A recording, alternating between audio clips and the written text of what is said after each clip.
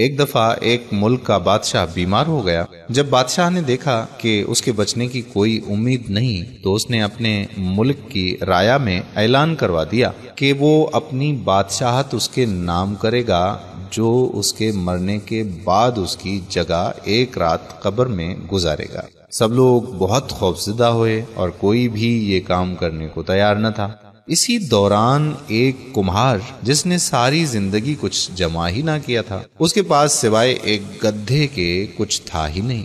اس نے سوچا کہ اگر وہ ایسا کر لے تو بادشاہ بن جائے گا اور حساب کتاب میں کیا جواب دینا پڑے گا، اس کے پاس تھا ہی ایک گدھا اور بس۔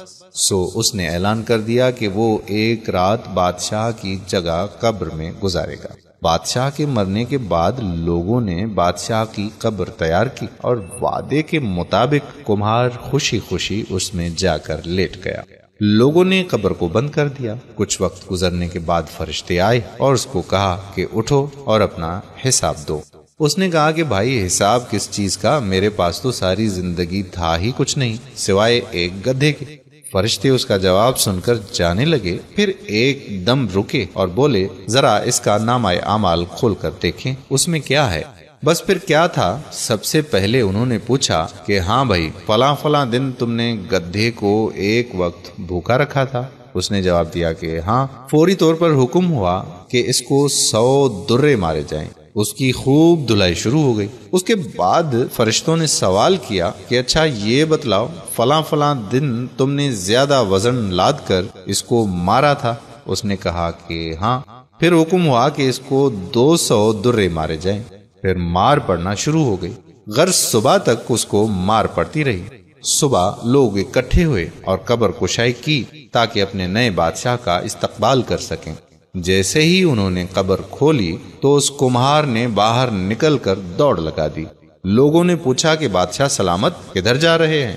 اس نے جواب دیا کہ او بھائیو، پوری رات میں ایک گدھے کا حساب نہیں دے سکا تو پوری رایا اور مملکت کا حساب کون دیتا پھرے گا؟ میرے پیارے بھائیوں اور بہنوں، یہ کہانی تو فرضی تھی، لیکن کبھی سوچا کہ ہم نے بھی حساب دینا ہے اور پتہ نہیں کہ کس چیز کا حساب دینا پڑے گا جو شاید ہمیں یاد بھی نہیں ہے۔ برائے مہربانی اپنے ساتھ اور اپنے دوستوں رشتہ داروں کے ساتھ انصاف کرنا سیکھیے۔ ہر ایک چیز کا حساب ہمیں دینا پڑے گا۔ اگر آپ کو ہماری یہ ویڈیو پسند آئی ہے تو براہ کرم اپنے دوستوں اور عزیزوں کے ساتھ بھی اس کو شیئر کر دیجئے۔ کیا پتا کہ آپ کی ایک شیئر سے ان کی زندگی بدل جائے اور وہ راہ راست پر آ جائے۔ اگر آپ نے ابھی تک ہمارا پیج پیارا اسلام لائک نہیں کیا تو ابھی سے لائک کر کے فالو کر دیجئے۔ ساتھ ساتھ ہمارے یوٹیوب چینل پیارا اسلام کو بھی سبسکرائب کر دیجئے تاکہ ہم ایسی مزید معلوماتی ویڈیوز آپ تک پہنچاتے رہیں۔ جزاک اللہ۔